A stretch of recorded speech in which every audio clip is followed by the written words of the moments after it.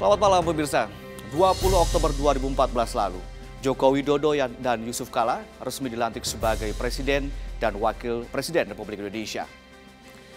Sejak awal Jokowi JK mencanangkan nawacita 9 agenda prioritas untuk jalan menuju Indonesia yang lebih baik, berdaulat secara politik, mandiri dalam bidang ekonomi, dan berkepribadian dalam kebudayaan. Dan pemirsa, dalam program ini kami akan mengajak Anda untuk mengawal janji-janji Jokowi JK.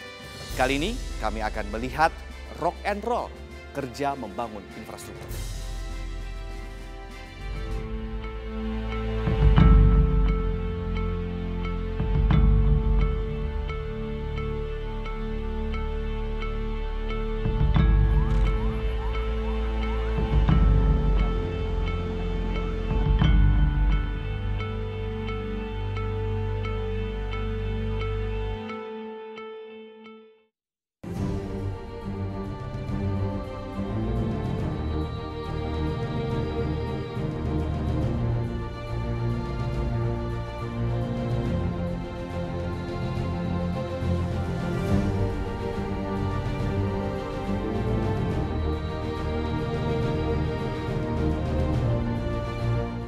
Sejalan dengan nafas nawacita, pemerintah saat ini terus mempercepat pembangunan infrastruktur. Kita bangun jalan tol yang tidak lama lagi akan menyambungkan Pulau Jawa, bahkan dalam beberapa tahun ke depan akan terbentang di Pulau Sumatera. Kita bangun pula jalur kereta api di Sulawesi dan segera di Kalimantan dan di Papua. Kita bangun lebih banyak lagi waduk dan pelabuhan-pelabuhan untuk mendukung tol laut dengan tambahan banyak galangan kapal.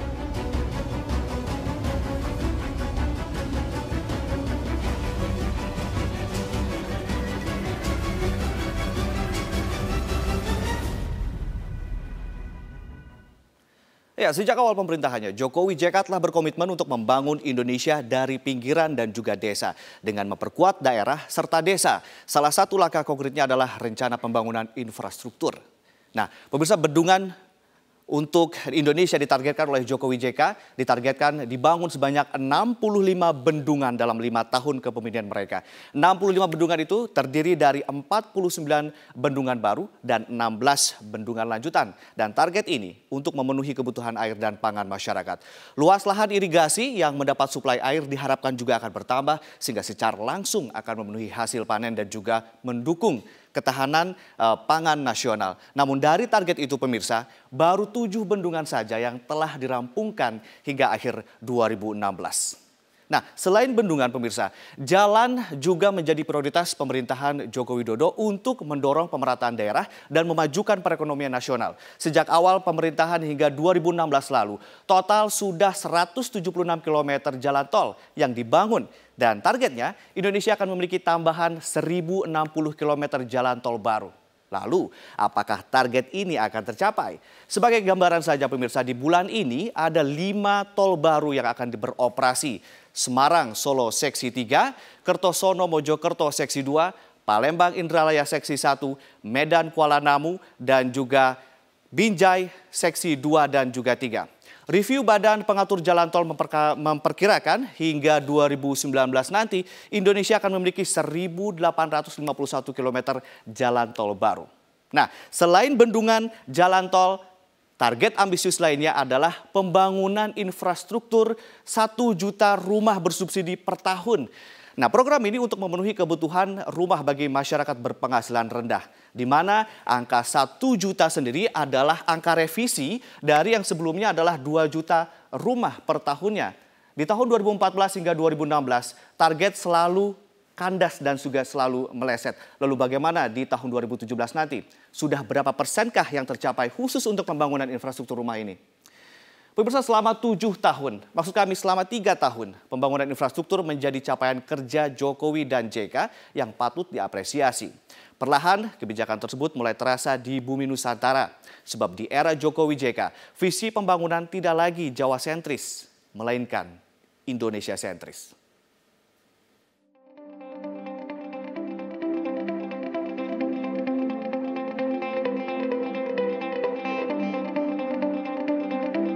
Beginilah kondisi pembangunan bendungan Karian di Kabupaten Lebak, Banten.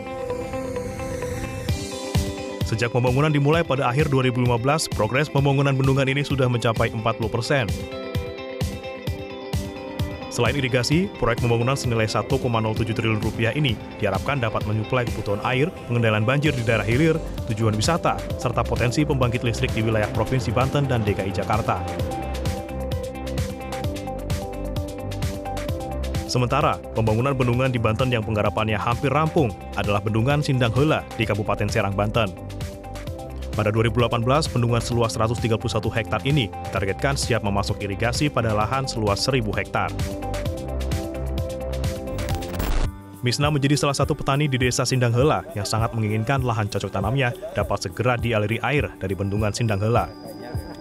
Kurangnya air di saat musim kemarau menjadi kendala bagi Misna dan petani di Desa Sindang Heula lainnya dalam bercocok tanam.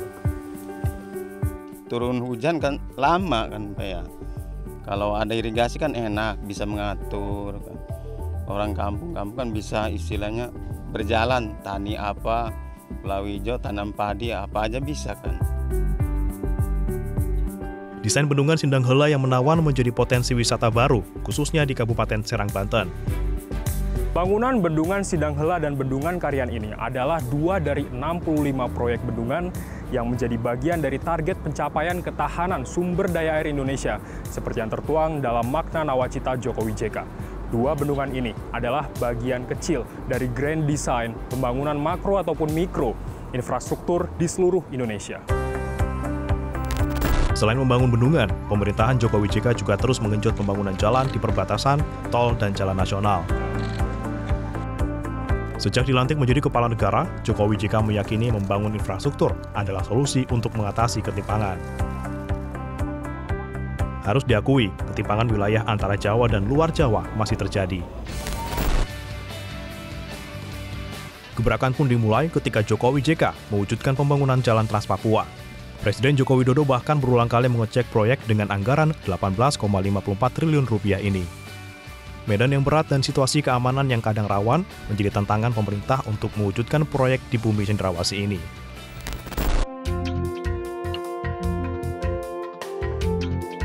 Pemerataan juga dilakukan pemerintah dengan membangun tol.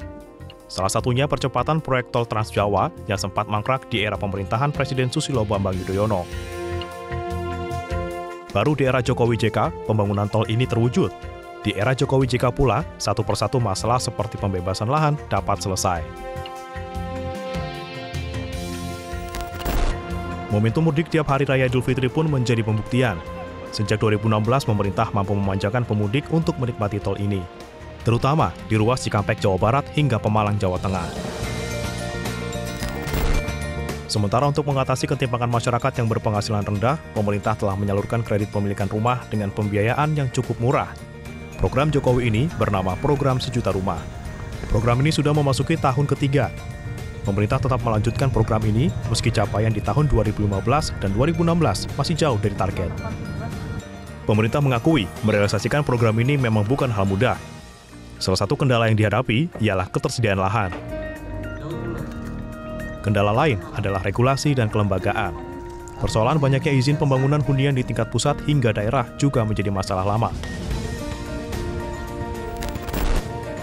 Model pembangunan yang sentralistik menjadi pembangunan yang desentralistik terus dijawab Jokowi JK hingga tahun ketiga kerja mereka.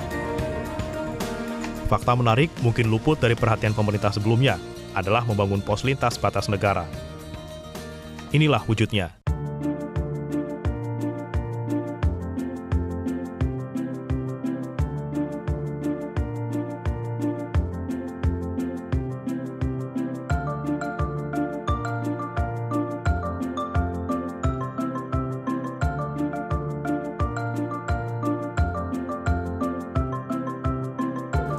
Adalah hal yang logis dan strategis untuk menempatkan pembangunan infrastruktur pada prioritas utama untuk meningkatkan daya saing sekaligus mengejar ketertinggalan Indonesia dari bangsa-bangsa di dunia.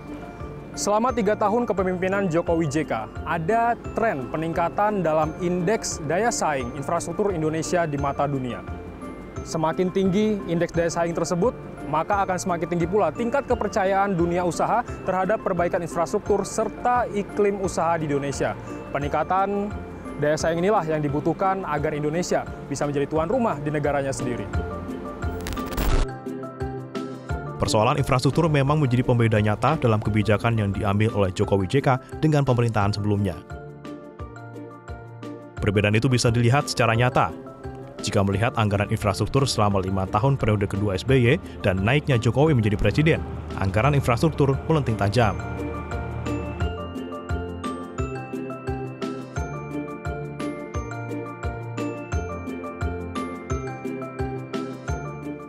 Ya, pemirsa, itu tadi adalah target dan kondisi real di lapangan terkait pembangunan infrastruktur. Lalu seperti apakah implementasinya di lapangan? Kami akan hadirkan informasinya sesaat lagi.